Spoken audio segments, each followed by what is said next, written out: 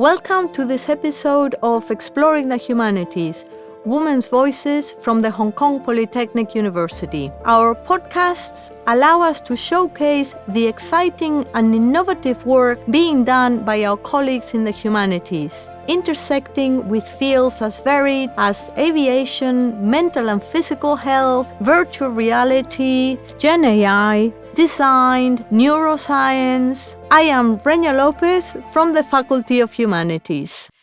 With us today, we are very lucky to have Professor Valentina Morozova, Professor of Chinese Philosophy. She works in the Department of Chinese Philology at Hershen State Pedagogical University in St. Petersburg, Russia.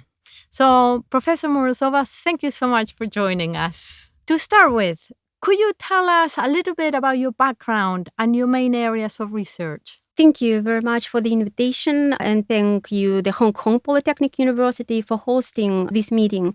And I'm really glad to be here.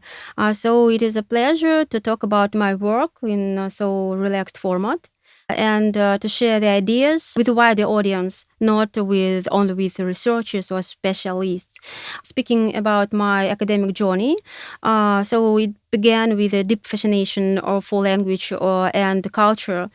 So yes, I'm a professor of Chinese Philology department, and so the Chinese language, the world of Chinese language, it is my entry point. And over time, I became captivated by what happens between cultures, especially in the places where they really meet each other. It is the borderland, especially my native Russian Chinese borderland. It is the space where Russian culture and the Chinese culture connects. It is Zabaikalsky Krai in Russia and Dongbei, northeast China. And so my doctoral dissertation, for instance, focused on the unique regional culture that emerges in this Russian-Chinese borderland border space. Okay, so let's go to this idea of the borders. The first question is, why focus on these specific areas? Why these borders? Is there a personal reason for this as well? So, you know that for me, border is not just a term or a concept. It is my lived space. So in Chinese, we say it at 生活空间. So it comes first, my personal life, not academic research. And I shared a small story with our today's students that many years ago, when I was crossing the Russo-Chinese border, the border officer took my documents and smiled and say that probably I feel myself as a citizen in Russia and in China, so the same. Why would he have said that? What was in your passport? So I think it depends on the way which I use to take my passport for him, because I put my two fingers above, and this is the main characteristic of traditional Chinese culture. And so if the Chinese see that, they definitely understand that you know something about traditional Chinese culture. So I'm assuming that we're talking about the border regions closer to Vladivostok. Am I right there, or is this border a lot bigger than those areas? You are partly right, because you know that the border between Russia and China is the biggest border in the world, and that is why we have many small and big cities situated along the border line, yes? And the most people think that it is only Vladivostok. Maybe somebody knows about Blagoveshchensk, but nevertheless, we also have Zabaikalsk. So when we speak about Russian borderlands, so the most of people imagine Vladivostok because it is the huge multicultural hub, and it is the Pacific gateway of Russia.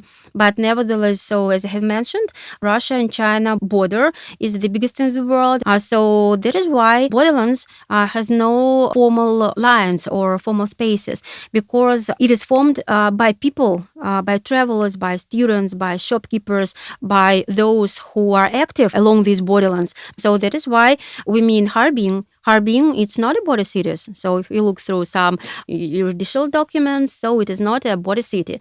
But nevertheless, the influence of Russian culture in Harbin is very vast and huge and big.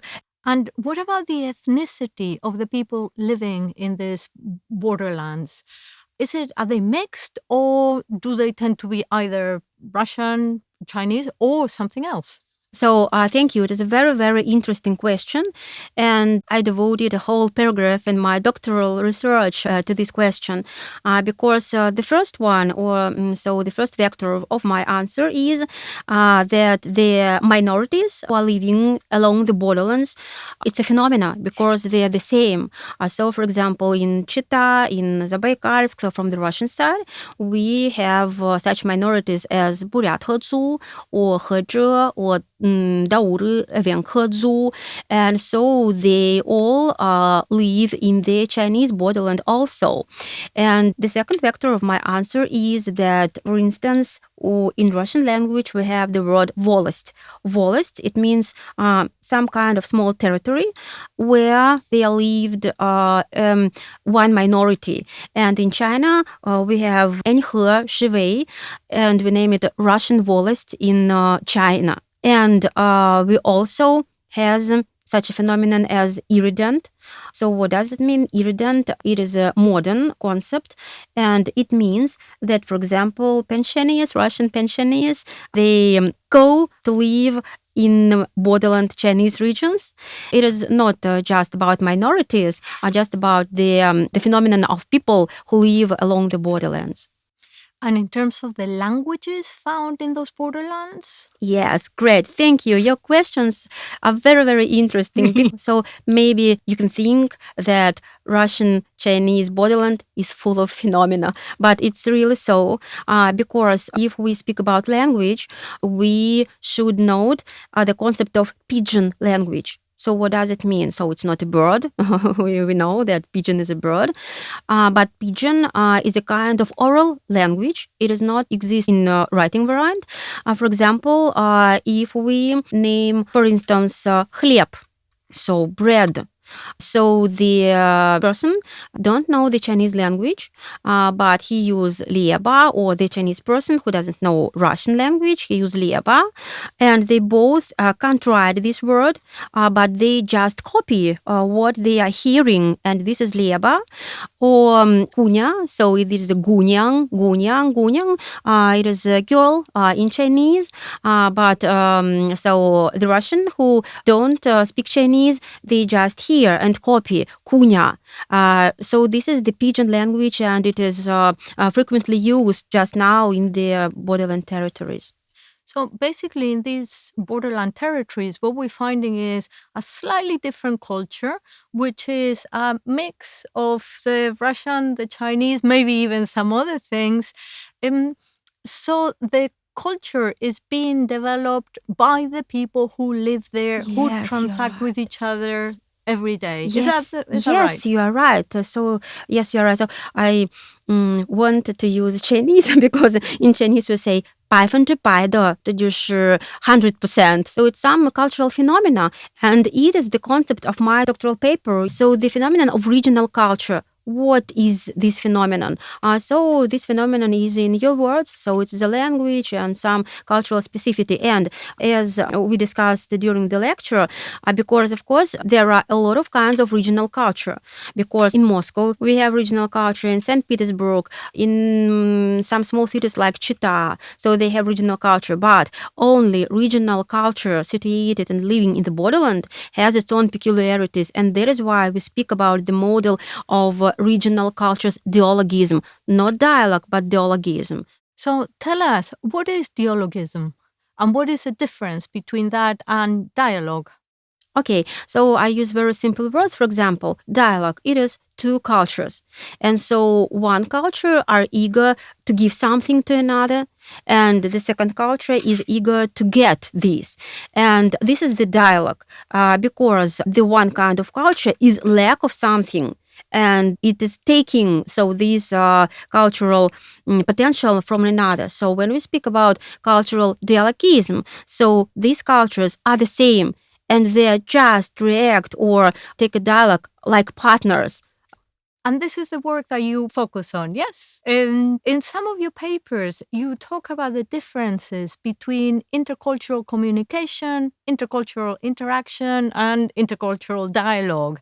What are the differences between these three terms? Because many people would probably think they are the same. Yeah, so most of the students think that communication, dialogue, so they are the same, but nevertheless, there is one peculiarity. So let's speak about communication and dialogue. So when we speak about communication, we mean when two persons communicate with each other. So they use gestures, they use languages, so they use some kinds or characteristics of, high context cultures and low context cultures. But when we use the phrase dialogue, we mean that cultures communicate. So going back to the borders and the practical interactions that we see in these borders, what are the things that you focus on? What are the things that really interest you? So I focus on such cultural phenomenon in the borderland, which creates a new kind or a new type of culture. It is not a Russian culture. It is not Chinese culture. It's some kind of trans-border cultural phenomena. So this is what I focus on. Can you give us some specific examples? Yes, I can. So it a very famous square of Matryoshka situated in the borderland Chinese city, Manjoli. So it is a very high doll, nested doll, yes. And it is a Russian symbol, but it is situated not in the Russian borderland, but in the Chinese borderland. So they say that this Matryoshka is the biggest in the world, and it is in the book of Genius. Mm-hmm. And in terms of what it looks like, does it look Russian or does it have Chinese characteristics? No. It's just looks correctly. But the square of Matryoshka contains not only this one giant Matryoshka, but it includes more than 30 small Matryoshka. And they have no these Russian traditional culture characteristics, because in Russian, everybody knows that Matryoshka has the face of person. And in Manjoli, you can see different even politics. Matryoshka politics or animal matryoshka. So this is their Chinese interpretation of this doll. And of course, everybody knows that matryoshka comes from Japan. Yes, it is Fukurama doll, but nevertheless, everybody also knows that if you hear matryoshka, you just imagine Russia. Am I right? Absolutely. Only that I don't think everybody knows they come from Japan. So really? Is something new. Oh, some new information. Absolutely. So is this square a tourist attraction specifically? Yes, of course, because not every Chinese can go across the border, because it is more simple to visit Manjoli to see what is the Russian culture, not to cross the border itself. From what you have seen both in China and Russia again, do you think that the connection between the two countries is strengthening? Are the cultural ties becoming stronger? Yes, you are right, definitely. And so we also can speak about student exchanges and academic tourism and etc., etc. So why are all of these cultural exchanges, not only in the borderlands, but also between big cities, why are they important? It is important because we should develop our intercultural mutual understanding, because it is the first step to create a peaceful dialogue among cultures, among civilizations. And if we don't have culture, we don't have anything. So when we're talking about tourism, one of the things that we're seeing more and more of is that tourists are driven by social media. Can you tell us more about that? Yes, because in Borderlands, the most people use Chinese social apps.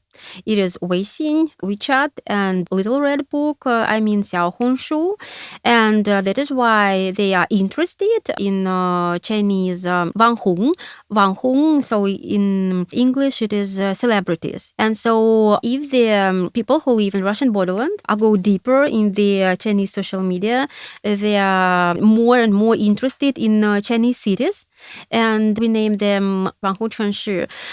For instance, the best example example is the Chongqing city, because earlier we didn't know about this city, but when we go deeper in the Chinese social media, we see there's so metro going through the living building, yes, or such city which is formatted or formed as multi-level or multi-scale buildings. So it's very interesting, and that is why today tourists from Russia, they don't visit only Beijing or Shanghai or Hong Kong, so they are eager to visit these Wanhong Chengshi, the small cities. But nevertheless, they have some interesting things inside.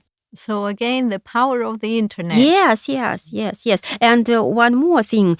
So how our people who live in the borderland, so if they don't know Chinese, how they use these social media. So of course they use some technical instruments, yes, and so nevertheless they are frequently in using Chinese social media, and as they frequently use Chinese chopsticks to eat. Because when I came to central Russia, to the federal state, so the lack of my friends and my colleagues could use Chinese chopsticks, but in the borderland, everybody could use them.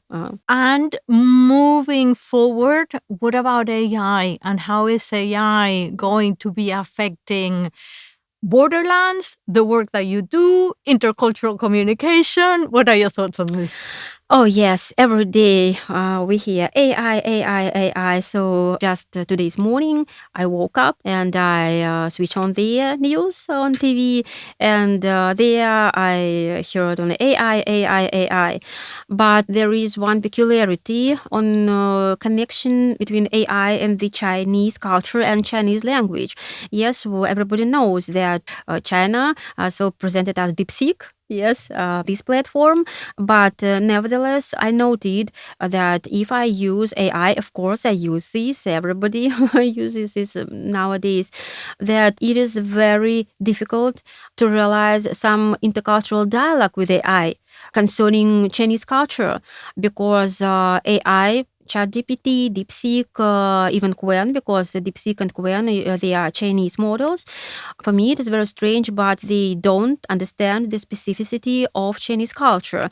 For example, in Chinese language, we have such words as 教授 和老师. 老师, so we meet it as the teacher in school, or 老师, it is your main teacher in life. And it is some confused with AI because it doesn't understand what is the difference between 先生, 老师, 教授. So AI understand professor, teacher, and master are the same terms. So just a very small example. Yes. Well, thank you very much. Do you have any last thoughts that you would like to share with our audience? Yes, so I one more time say thank you to Hong Kong Polytechnic University and to the city of Hong Kong, because I really appreciate it. I think that this place is the best place where we can conduct intercultural, multicultural research. So thank you very much for the arranging this meeting. Thank you, and thank Polytechnic University. Thank you for joining us on Exploring the Humanities from the Hong Kong Polytechnic University. For more episodes or information, visit our website or follow us on Spotify. Stay tuned for discussions with leading voices from the Faculty of Humanities and beyond.